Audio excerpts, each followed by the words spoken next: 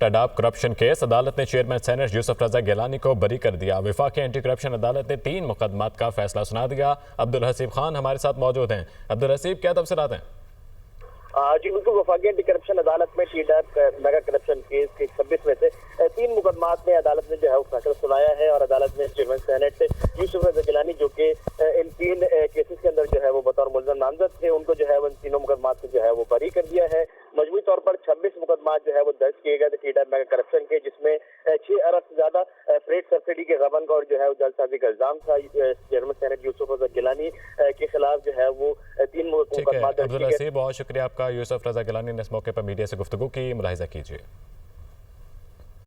یہ بتائیں کہ یہ جو سیاسی کیسز ہوتے ہیں، جب آپ اپوزیشن میں آتے ہیں تو آپ کے خلاف آتے ہیں، جب اور حکومت ہوتی ہے، یہ سیاسی کیسز کا خاتمہ اگر ختم کیوں نہیں ہوتا؟ دیکھیں، ہم نے اس کے اندر کچھ آئین سازی بھی کی تھی، اور آئین سازی میں یہ تھی کہ ہم نے سختی کی کہ جو اگر غلط کوئی بیان دے گا تو اس کے خلاف بھی وہی ایکشن ہوگا۔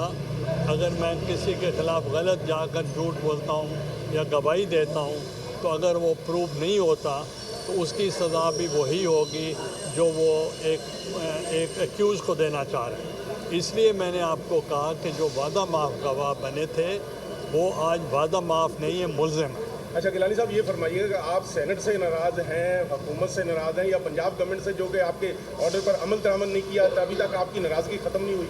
دیکھیں، میں کوئی پہلی دفعہ ممبر نہیں بنا، میں کئی سالوں سے میں قومی اسمبلی میں بھی ہوں، اس کا بھی کسٹوڈین رہا ہوں، سینٹ کا بھی کسٹوڈین رہا ہوں، پرائم منسٹر بھی میں بنا ہوں، اور پریزیڈنٹ ایکٹ بھی کرتا رہا ہوں، تو میں نے بائی دا بک چلا ہوں۔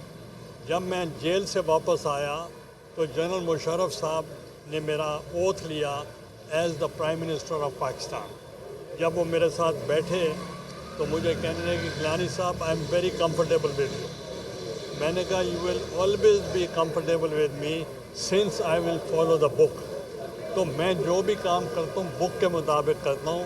اگر ایک آنریبل ممبر اگر اس کو جیل میں ہے تو according to law, according to the rules, تو وہ ہے کہ میں پروڈکشن آرڈر جاری کر سکتا ہوں۔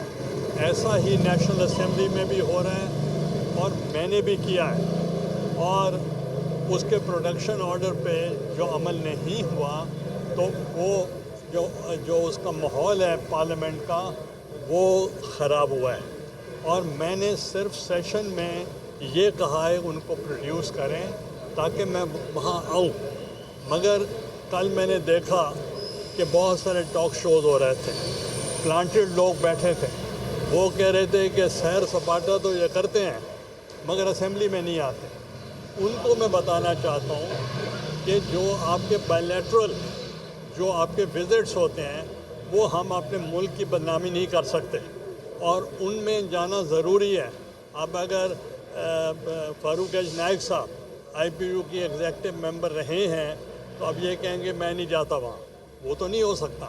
تو باقی یہ ہے کہ ہم نے جو بات کی ہے وہ ہم نے لیگلی ہم نے کریکٹ کی ہے، لیٹ اٹ پروو ادروائز۔ اور دوسرا یہ ہے کہ ایک اور ممبر کو بھی کل انہوں نے اٹھا لیا ہے، تو میں یہی کہوں گا گورنمنٹ سے، پنجاب گورنمنٹ سے بھی، فیڈرل گورنمنٹ سے بھی، آج تک اس کو جو ہے اس کو پروڈیوس کریں۔ He should attend the parliament, اور اگر کل پارلیمنٹ وہ اٹینڈ نہیں کریں گے تو میں پروڈکشن آرڈر جاری کروں گا۔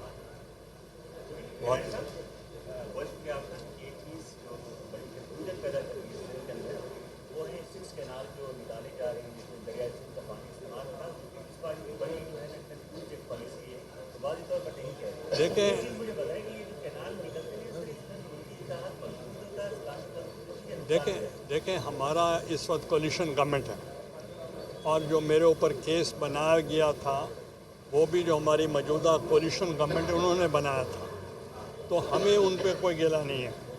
وی are still supporting the government and we are with them. ہم ان کو بیک اسٹیپ نہیں کریں گے، مگر یہ ہے کہ it is up to the leadership کہ بلاول بھٹو زرداری صاحب چیئرمین صاحب اور صدر آصف علی زرداری صاحب ان سے مل کے ان کو اپنا موقف جو ہے وہ بیان کریں. Thank you thank you. دیکھیں میرٹ پہ وہ دیکھیں کیونکہ اس کا فورم جو ہے وہ ڈیفرنٹ فورم.